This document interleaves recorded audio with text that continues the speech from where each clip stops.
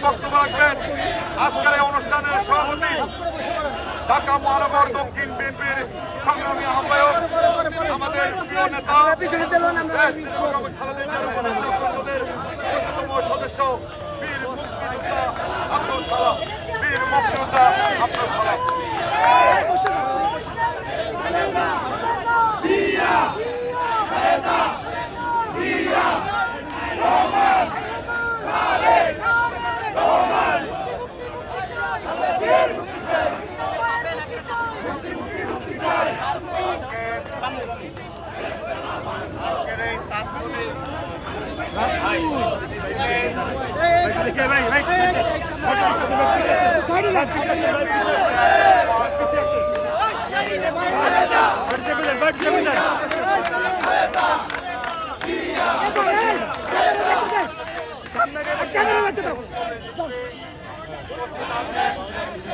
জাতীয়তাবাদী দলের সাংগঠনিক সম্পাদক সাবেক নেতা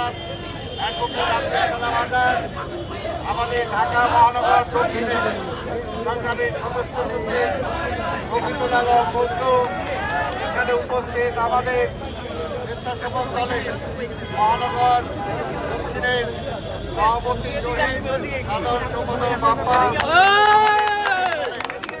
দক্ষিণের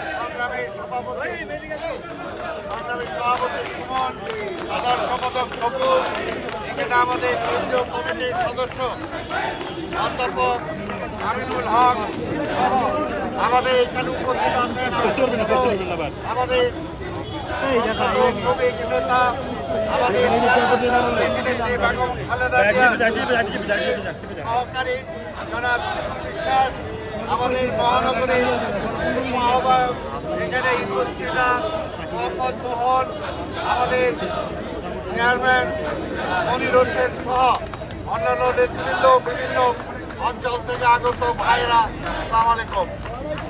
এটা বন্ধ করে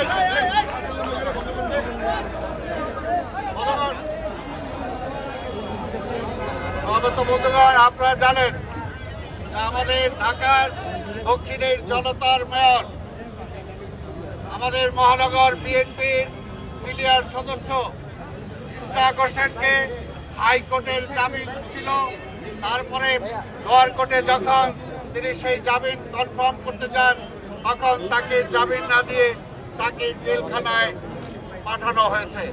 আমরা এর তীব্র প্রতিবাদ ও নিন্দা জানাই। আজকে যদি আইনের শাসন থাকে তাহলে হাইকোর্ট হলো সর্বোচ্চ কোর্ট, সেই কোর্টের আদেশ যদি না মানে তাহলে এখানে আর কিসের আইনের শাসন? তাই ভাইরা আমার, আজকে ইশরাক হোসেন আপনারা দেখেছেন, এর আগেও তাকে গ্রেপ্তার করেছে। আজকে ইশরাক কেন? ইশরাকের বাবা আমাদের মহানগরের সাবেক সভাপতি, সাবেক মেয়র সাদেক হোসেন খোকাকে গুলি করেও থামানো যায় নাই। ইশরাক হোসেন তার সুযোগ্য সন্তান, তাকে জেলে নিয়ে কি আটকানো যাবে? আজকে আমরা বলতে চাই, বিএনপির এই মুহূর্তে প্রতিটা নেতা কর্মী যারা বিএনপি করে, যারা ছাত্র দল করে, যারা যুব দল করে, যারা স্বেচ্ছাসেবক দল করে, যারা শ্রমিক দল করে, যারা বিভিন্ন অঙ্গ সংগঠন করে, সবাই এক একটা বুলেট যতই গুলি করেন, জেলে নেন, আমরা জেলখানারে ভয় পাই না। তাই বলতে চাই, অনতি বিলম্বে ইশরাক হোসেনকে ছেড়ে দেন। দেশ চালাইতে পারেন না। আজকে নির্বাচনের নামে প্রহসন করেন, আজকে ব্যাংকগুলো খেয়ে ফেলছেন, সেদিকে দৃষ্টি নাই। আজকে ব্যাংক যারা লোপাট করলো তাদেরকে গ্রেপ্তার করতে পারেন না। আজকে মহিউদ্দিন খান আলমগীর যে ব্যাংক খেয়ে ফেললো তারে গ্রেপ্তার করেন না কেন? আজকে বেসিক ব্যাংকের বাচ্চু, তাকে গ্রেপ্তার করেন না কেন? আজকে এসালাম, তাকে গ্রেপ্তার করেন না কেন? গ্রুপের যারা ন্যাশনাল ব্যাংক খেয়ে ফেলছে তাদেরকে গ্রেপ্তার করেন না কেন? আর ওইগুলো কি অন্য কোনো ব্যাপার?